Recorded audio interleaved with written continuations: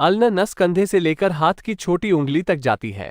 यह नस फोरआर्म्स की मांसपेशियों को कंट्रोल करती हैं, जिससे चीज़ों को पकड़ने के लिए हाथों की पकड़ मजबूत बनी रहती है। तो ये दो पेशेंट बहुत इंपॉर्टेंट पेशेंट है, जिनको भी अल्नर नर्व की इंजरी है वो आराम से ये दो पेशेंट देख के समझ सकते हैं। ये दोनों पेशेंट यूट्यूब के मेरे वीडियो द्वारा ही सारा कुछ सीख चुके थे और इनको किसी ने रेफ़र किया और ये 3 महीने से मेरा वीडियो देख कर आए हैं। इनको दोनों को क्या इंजरी है बिल्कुल पास में ला के दिखाओ जरा।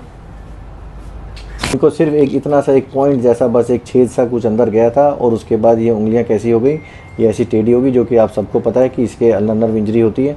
तो ये पेशेंट को यहाँ पे पूरा टच पता चल रहा है और इसको कोई दिक्कत नहीं है। और ये मेरे को पेशेंट ऐसे बोलते हैं, ज़्यादातर आते हैं, सर मेरे को तो अल्नर नर्व इंजरी हो ही नहीं सकती, पूरा पता चल रहा है मुझे और सिर्फ यही दो काम नहीं कर रही। तो मैंने इनको कहा कि ठीक है, अगर ऐसी बात है तो फिर मैं तुम्हें, और सर मेरा तो हाथ पतला भी नहीं हुआ, ये देखो सर पूरा ही मोटा है, दूसरे हाथ से भी कंपेयर कराया तो सर पूरा ही मोटा है, कहीं से पतला नहीं हुआ, ये भी पूरा ठीक सा दिख रहा है, बस यहीं पर ही प्रॉब्लम है 2 उंगलियों में और सर छोटा सा ही बस एक छेद है, ऐसी ठीक हो जाएगी, दवाई दे दो। ऐसे लोग मुझसे पूछ रहे होते हैं। तो जब ऐसे पेशेंट को मैं बोलता हूँ कि तुम्हें जो दिख नहीं रहा वो मुझे दिख रहा है, इसको टच करो, हाँ दबाओ, अब ये देखो, ये इसके पावर नहीं है, दबा के रखो पूरे अच्छे से, पूरा दबा रहा है लेकिन इसमें पावर नहीं है, समझ गए। और जब इसको दबाओ तो ये आराम से फुल बार फट जाएगा, छोड़ दो भाई छोड़, ठीक है, इनमें फुल पावर है। तो ये जो दिख नहीं रही वो कुछ टाइम बाद जब लेट हो जाएगा तब पता चलेगा, लेकिन अभी क्योंकि इनको सिर्फ 10 दिन हुए तो मैं चाहता हूँ कि ये कुछ टाइम वेट करें, कम से कम 1-1.5 महीना, और उसके बाद मुझसे ऑपरेशन करा लें इसका, और उसके बाद 2 साल में अगर बेटर होना हुआ तो हो जाएगा, नहीं तो जैसा ऐसा का ऐसा ही रहेगा।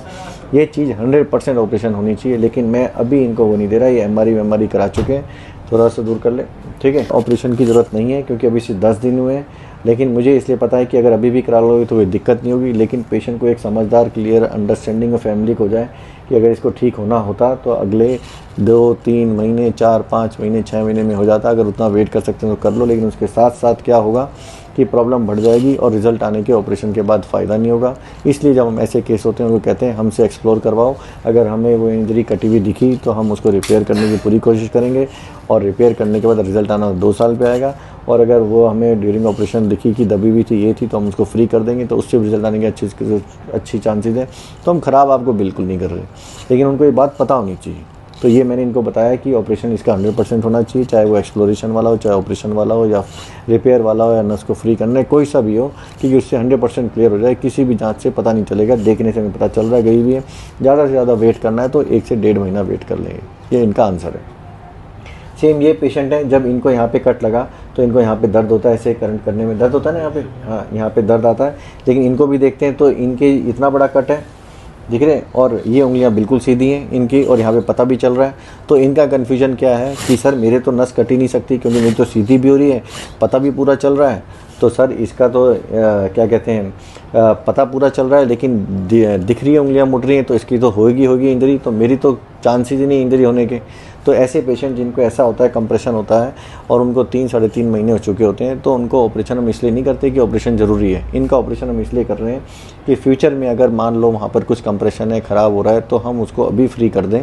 क्योंकि इनका कंप्लेंट क्या है कि यहाँ पे करके दर्द होता है, या क्यूटेनियस ब्रांच टूटी हुई है, या तो फिर कुछ दिनों बाद ये कंप्रेशन आने के कारण हो सकता है उंगलियाँ टेढ़ी हो जाएँ। तो हम क्या चाहते हैं कि वो इसका एक्सप्लोर करके 100% क्लियर हो जाए कि वो जो नस है वो पार्शली इंजर्ड है या फिर कंप्रेस है। अगर पार्शली इंजर्ड है तो हम उसको कर दें, जोड़ दें, और जो चीज़ें गई हुई हैं वो पाँव से नस लेके रिपेयर करके धीरे वो भी बेटर हो जाए। नहीं तो ये पार्ट हमेशा यहाँ पे टच रहता है और दर्द होता रहता है, और पेशेंट उसको अवॉइड करता है ठीक होने के लिए।